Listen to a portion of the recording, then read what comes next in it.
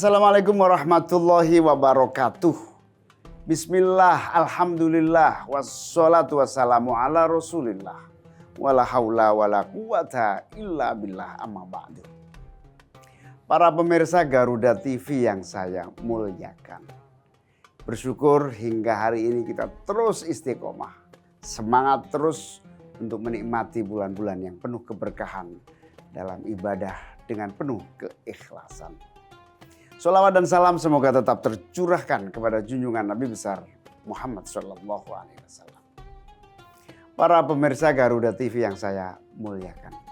Ketika hijrah dari Makkah ke Madinah, sahabat Nabi yang bernama Abdurrahman bin Auf, seorang yang miskin, yang sangat tidak berdaya secara ekonomi, begitu bertemu dengan sahabat-sahabat Ansor yang merupakan penduduk Madinah.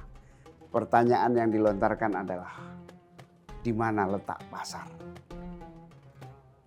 Maksudnya, sahabat Nabi yang bernama Abdurrahman bin Auf ini ingin langsung bukan menjadi beban dari tuan rumah warga Madinah, tetapi dia ingin menjadi subjek, di mana pelaku ekonomi menjadi salah satu kebutuhan agar mandiri.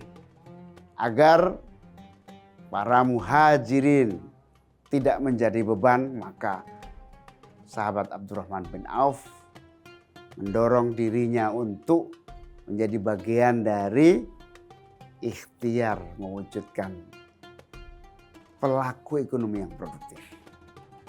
Dan benar, mulai dari usaha yang kecil dan terbatas, akhirnya sahabat Abdurrahman bin Auf menjadi orang yang kaya dan sukses, menjadi pengusaha yang berhasil, dan akhirnya bukan saja mandiri, tetapi juga menolong orang lainnya.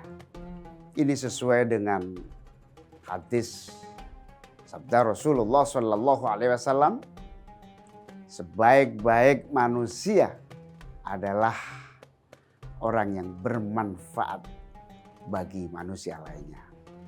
Khairun nas anfa'uhum linnas. Sebaik-baik manusia adalah yang bermanfaat bagi manusia lainnya. Untuk bisa sampai pada posisi bermanfaat ini, kita individu harus berdaya.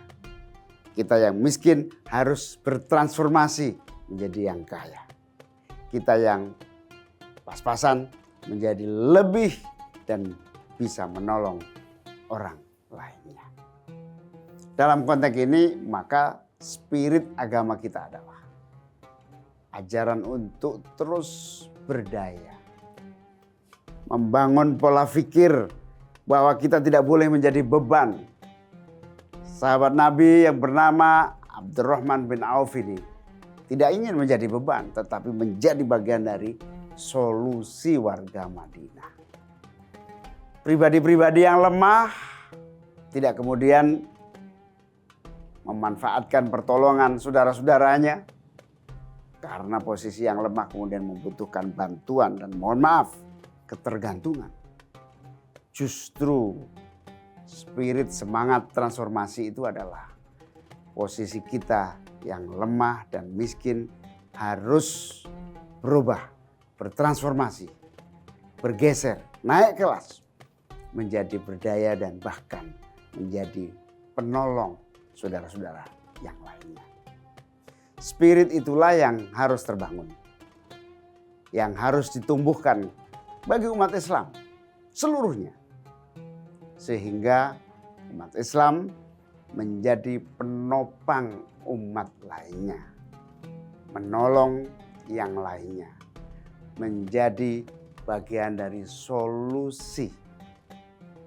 Setelah syarat pola fikir berdaya, tidak boleh menjadi beban, tidak boleh menjadi tanggungan orang lain, tanggungan pemerintah, maka semangat berdaya itu diwujudkan dalam kemauan untuk terus berbenah diri, memperbaiki kualitas diri, meneguhkan profesionalitas hidup kita, menjadi orang-orang yang produktif, kreatif, dan inovatif. Berdaya kerja yang sungguh-sungguh, pantang menyerah, dan terus menjadi bagian kekuatan produktif umat. Tidak pernah diam dan berpangku tangan dalam keterbatasan dan kekurangan. Tidak bergantung dan menggantungkan diri pada orang lain, tetapi mencari jalan dan menjadi solusi bagi orang lain. Contoh sahabat Nabi yang bernama Abdurrahman bin Auf itu adalah contoh menyadari posisi dirinya yang miskin dan lemah dengan secara kreatif mengambil peran di bidang ekonomi, kewirausahaan, kemampuan untuk berdaya kreatif di dalam mewujudkan pelaku ekonomi masyarakat.